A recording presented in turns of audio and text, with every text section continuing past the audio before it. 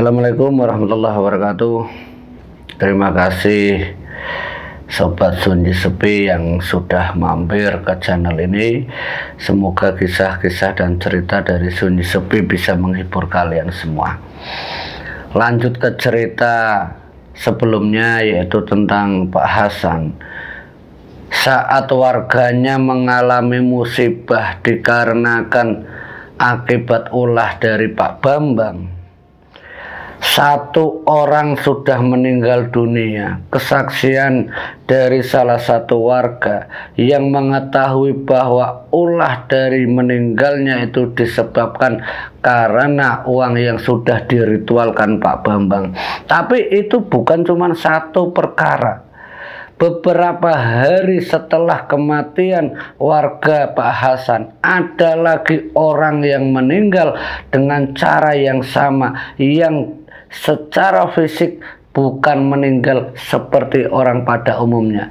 Tubuh yang sedikit kurus dengan wajah yang sedikit pucat. Mohon maaf, mungkin itu disebabkan karena seperti orang yang terhisap darahnya atau orang yang terhisap sari patinya. Nah, ini salah satu cerita dari kesaksian warga. Karena bingung, takut teror akan seperti itu, warga meminta bantuan ke Pak Hasan.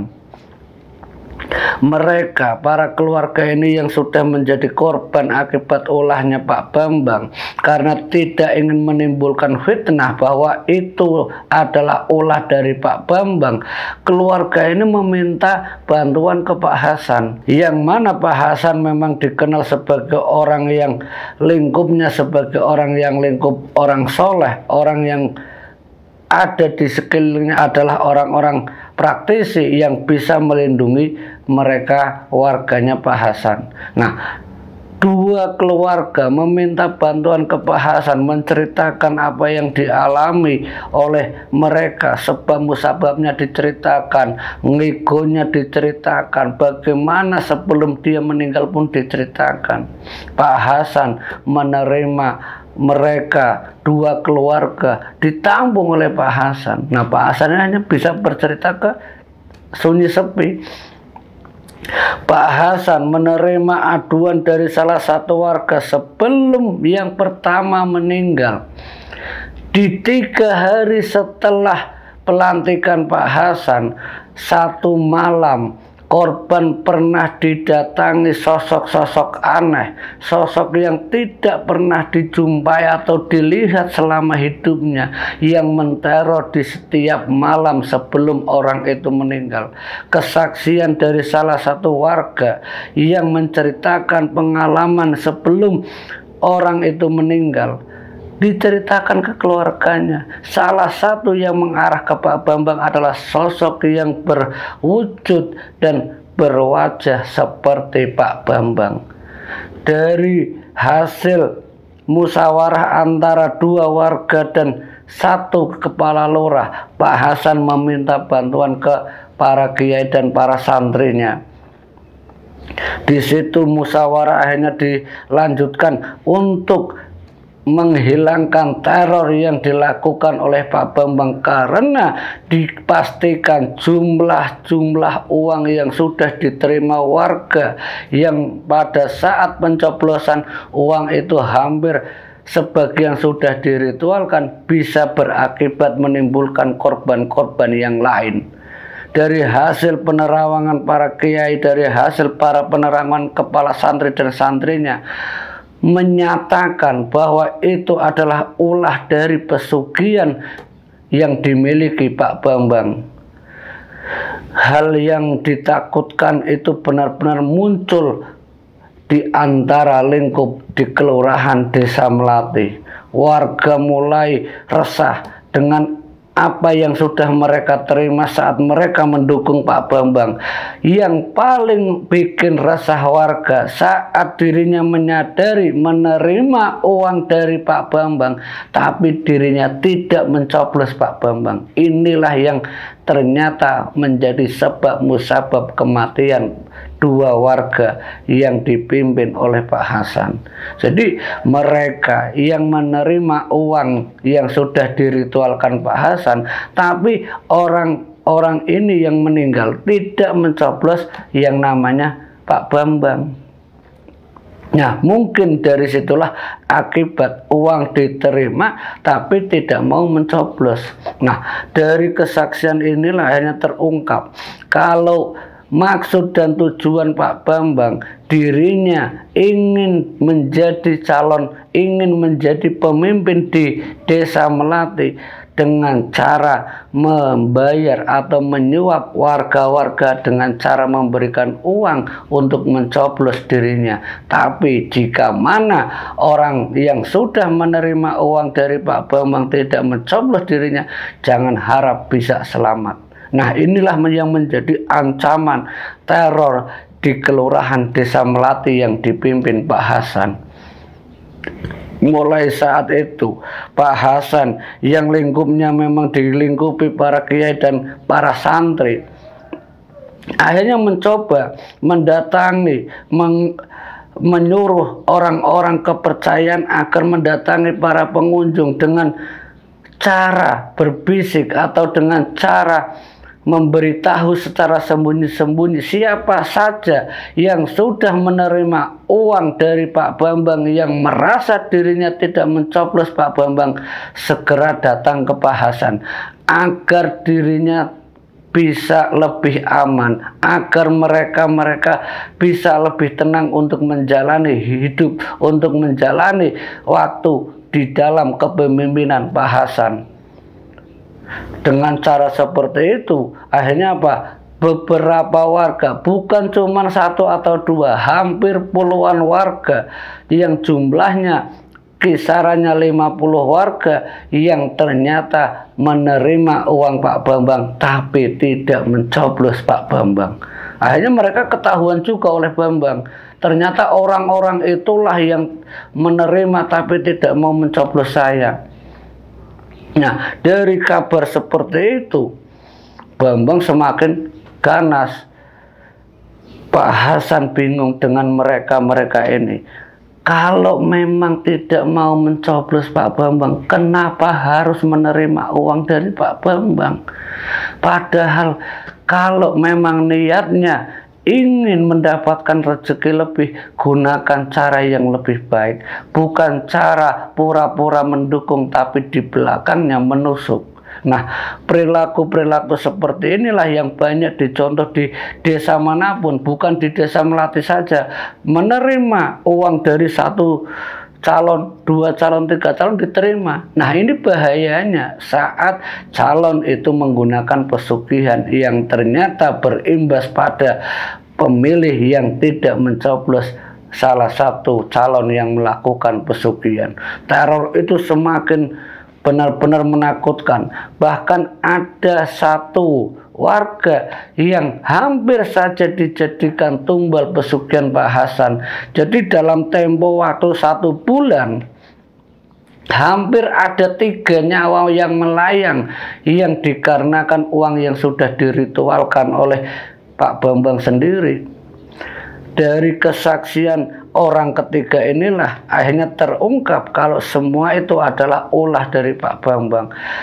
Dicoba dibantu dengan para kiai, diruqyah, dibantu dengan doa-doa dan keluarganya dibimbing agar bisa membantu mengangkat dan melunturkan semua pengaruh yang sudah terlanjur masuk ke orang yang sedang sakit ini. Dan begitu juga dengan seluruh warga yang sudah menerima, diberikan tata cara dan amalan agar bisa melunturkan pengaruh-pengaruh yang sudah terlanjur mereka makan dengan uang yang sudah diritualkan.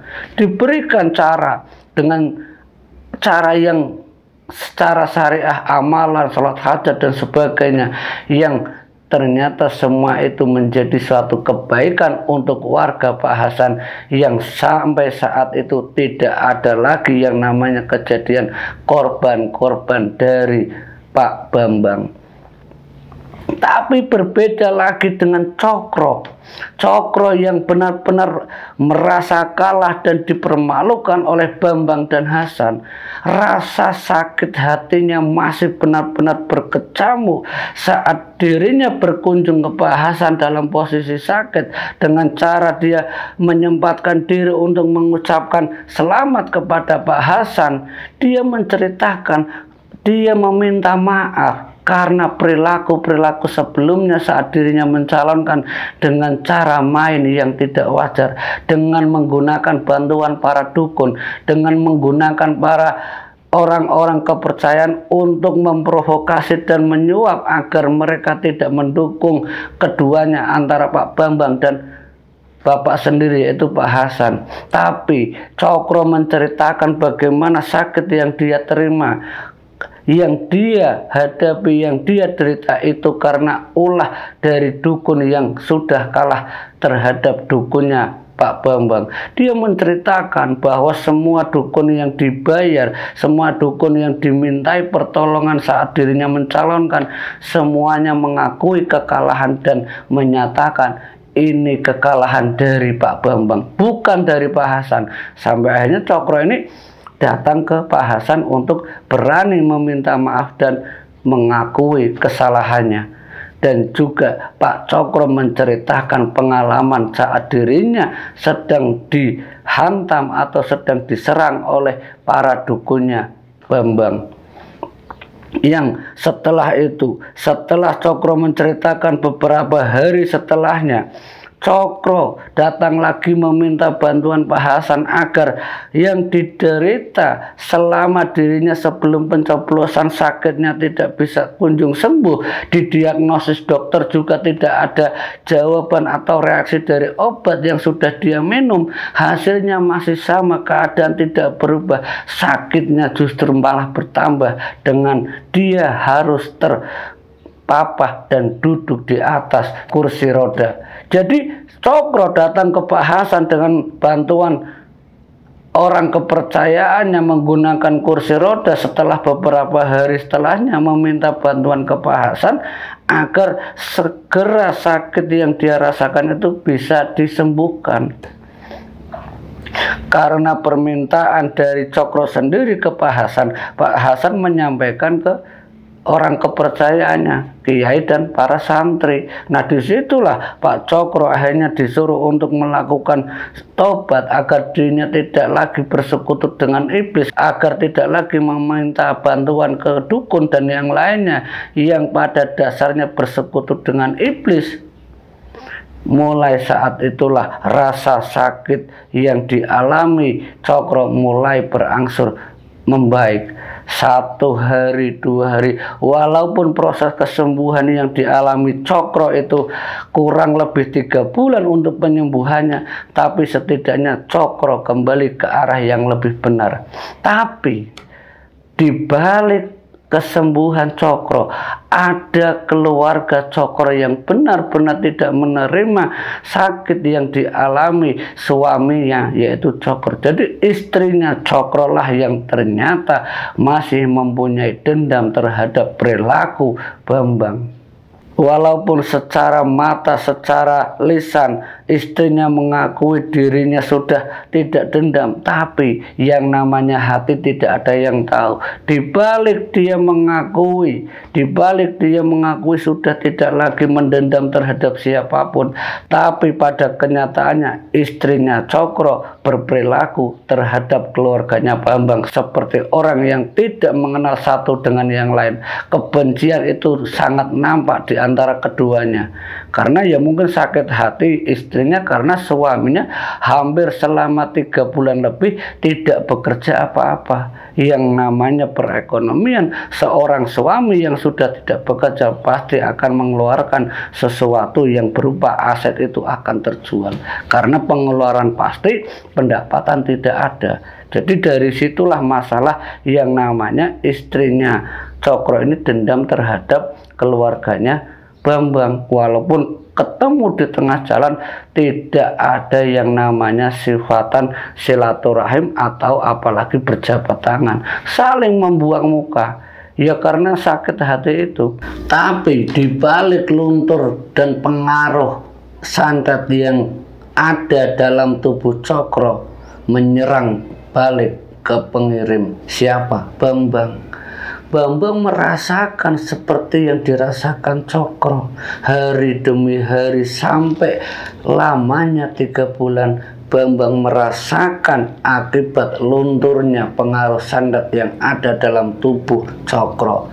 Cokro yang sudah dibantu diruqyah, dibantu oleh para kiainya yang dimintai pertolongan Pak Hasan, ternyata berimbas pada Bambang. Bambang benar-benar merasakan bagaimana sakit yang dia alami seperti sakit yang dialami Cokro. Dia tidak bisa menggerakkan tubuhnya seperti orang sehat sebelumnya, berjalan ke sana ke sini. Dia sama duduk di kursi roda. Dan yang lebih parahnya lagi, kabar derita yang dialami Bambang, dia hanya terbaring lemas di atas tempat tidurnya. Hampir 2 bulan lamanya Bambang tidak keluar dari rumahnya. Dia sempat di rumah sakit, sempat dirawat di rumah sakit beberapa saat, tapi hasil diagnosa dokter tidak memberikan efek positif, tidak memberikan kesembuhan. Bahkan dari pihak Hasan mendengar kabar kalau Bambang menggunakan dukun-dukun yang dulu pernah mengirim ke Cokro untuk menarik pengaruh yang ada di dalam tubuh Bambang sendiri. Tapi pada kenyataan yang dihadapi Bambang, semua tidak memberikan efek positif, tidak memberikan kesembuhan pada Bambang, yang justru malah memberikan dampak yang lebih buruk. Dengan apa? Terbaringnya Bambang di atas tempat tidur. Dan itu kejadiannya sampai 3 bulan lamanya sebelum Hasan sebagai kepala desa di Kelurahan Dusun Melati menjenguk Bambang. Tapi di balik teror pesugihan yang diserang, yang dilakukan Bambang untuk menteror dan menyerang para warga untuk dijadikan tumbal pesugihannya, masih berlanjut sampai 3 bulan lamanya. Para kiai yang dimintai tolong oleh Pak Hasan harus bertarung, berduel secara kasat mata, tidak kelihatan oleh orang awam. Dari cerita para kiai yang menceritakan ke Pak Hasan bahwa setiap orang yang sudah terlanjur memakan harta dari pesugihannya Pak Bambang, mereka harus diruqyah satu persatu. Dan saat mengeluarkan pengaruh negatif, pengaruh pesugihannya pun harus benar-benar dengan segala kemampuan yang semuanya bergantung pada kuasa dan izin Allah. Benar-benar mereka merasakan duel satu persatu dengan para pesugihan yang ada di dalam orang-orang yang sudah terlanjur masuk di dalam tubuh salah satu warga dan warga lainnya. Para kiai ini benar-benar merasakan bagaimana kekuatan iblis, bagaimana kekuatan siluman yang ada, yang dipunyai Pak Bambang untuk menteror warganya. Kesulitan satu persatu, kesulitan demi kesulitan dilalui untuk apa? Menghilangkan pengaruh negatif, pengaruh yang tujuannya untuk mengangkat dan menjadikan mereka abdi daripada siluman yang ada atau yang dimiliki Pak Bambang.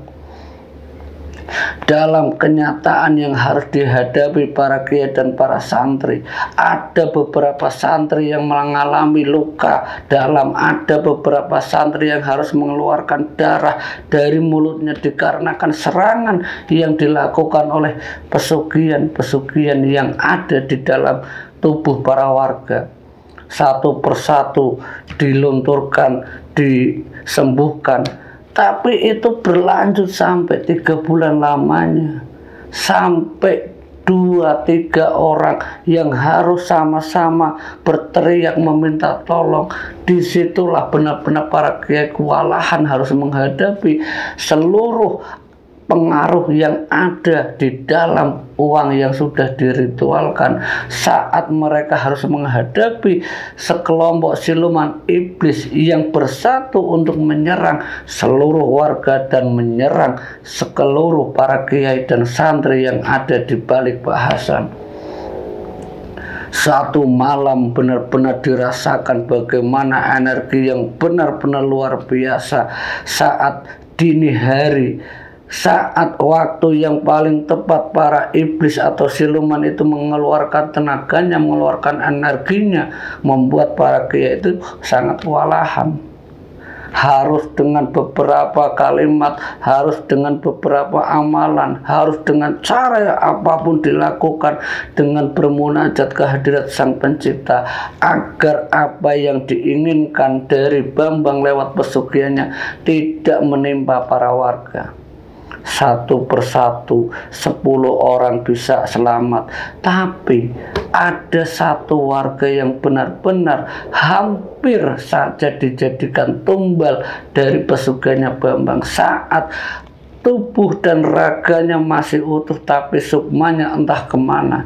Ternyata setelah diterawang oleh para kiai, sukmanya itu sudah ada di samping siluman pesugihannya Bambang. Tarik menarik antara kekuatan gaib, tarik menarik antara kiai dan siluman ini untuk menarik kembali sukma yang ada di samping pesugihannya. Semua butuh negosiasi, butuh waktu, butuh proses untuk bisa menyelamatkan warga yang sudah sukmanya ditarik siluman tersebut. Satu demi satu warga yang sukmanya sudah ada di samping pesugihannya yang dimiliki Bambang, semuanya bisa ditarik dengan negosiasi yang berbeda. Dengan cara apa? Para kiai menegosiasi dengan cara, kamu pesugihan yang dilakukan, yang dimiliki Bambang, ambillah tuanmu, ambillah penyuruhmu sendiri. Nah, disitulah negosiasi akhirnya bisa terselesaikan, tapi berimbas pada Bambang. Bambang harus merasakan bagaimana gagalnya pesugihannya mendapatkan tumbal dari uang-uang yang sudah diritualkan, berdampak pada Bambang sendiri. Saat dirinya sudah tidak bisa mendapatkan tumbalnya, yang harus dialami Bambang adalah bagian dari keluarga Bambang sendiri yang meninggal. Salah satu adalah anaknya sendiri yang diakibatkan oleh sukma yang sudah diambil oleh pesugihannya, ditarik oleh para kiai. Anaknya meninggal secara mendadak, secara tidak wajar. Anaknya Bambang meninggal saat Bambang dalam keadaan sakit.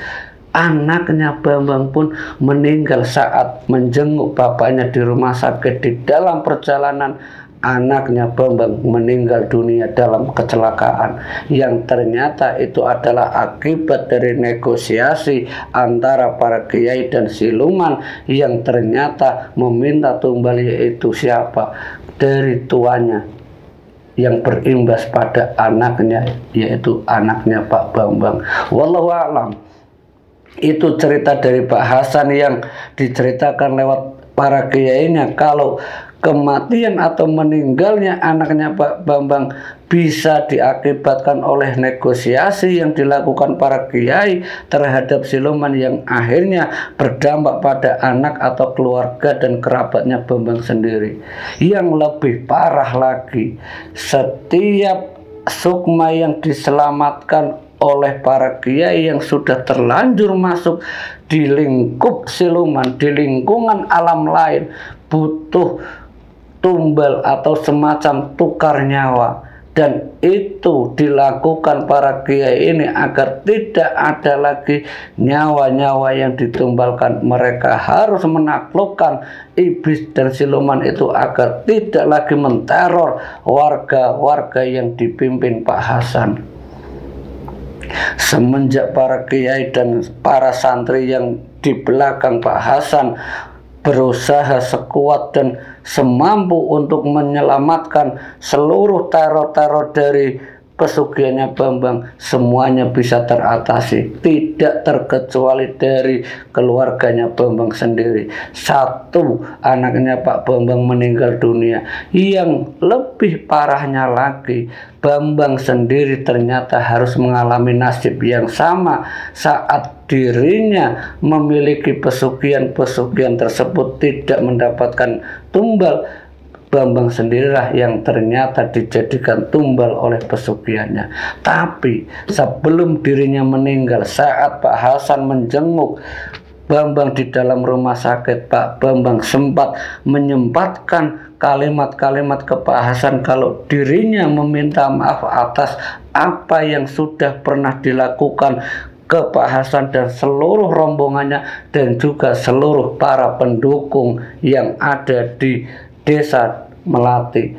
Pak Bambang sempat mengucapkan kata maaf, tapi itu tidak melepaskan dirinya dari jerat pesugihannya sendiri. Nyawanya harus menghilang. Setelah ucapan maaf beberapa hari setelahnya, berakibat siluman itu harus mengambil tuannya sendiri, yaitu Pak Bambang. Semenjak meninggalnya Pak Bambang, teror-teror yang menimpa para warga mulai merasakan ketenangan, kedamaian di Desa Melati.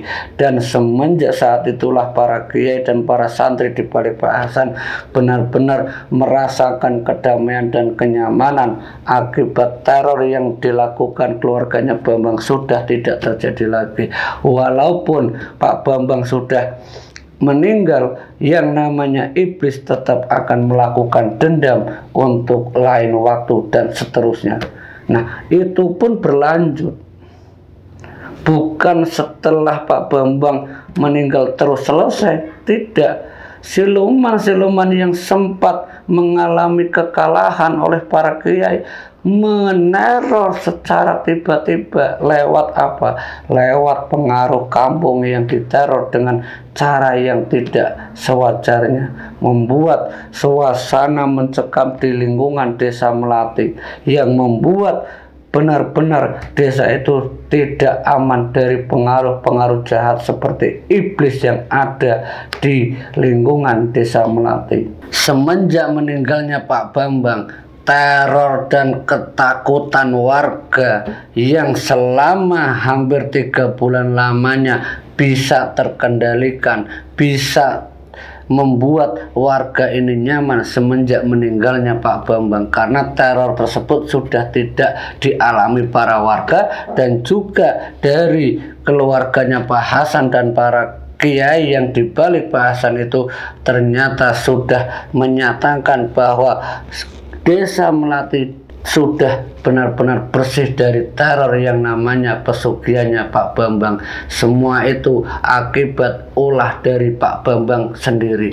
Dari cerita yang saya sampaikan lewat narasumber yang saya samarkan, yaitu Pak Hasan, di balik kisah cerita ini ambil sisi positif dan hikmahnya. Setiap apapun perilaku yang buruk pasti akan kembali pada dirinya sendiri, dan begitu pun juga apapun perilaku baik, insya Allah akan kita petik hasilnya yang baik. Dari apa yang saya sampaikan, dari cerita yang kemarin dan cerita saat ini, semuanya bisa kita ambil sisi baiknya, jangan kita ambil sisi buruknya. Perilaku-perilaku para calon lurah yang ada di balik mereka mencalonkan diri, ternyata semua itu tidak dibenarkan. Bertarunglah secara jantan, bertarunglah secara baik, dan menjadikan calon-calon untuk lurah itu benar-benar yang didukung, dan menjadikan calon itu benar-benar menjadi idaman dari para warga yang mengharapkan calon-calon itu menjadi pemimpin di salah satu desa. Semoga apa yang saya sampaikan dapat menjadi pelajaran dan wawasan untuk kita semua. Ambil hikmah dan pelajarannya. Terima kasih untuk dukungan kalian yang sudah like, komen, dan share cerita-cerita Sunyi Sepi ini. Akhir kata, bila mana saya sering mengucapkan kata yang salah, mohon maaf yang sebesar-besarnya. Terima kasih. Wassalamualaikum warahmatullahi wabarakatuh.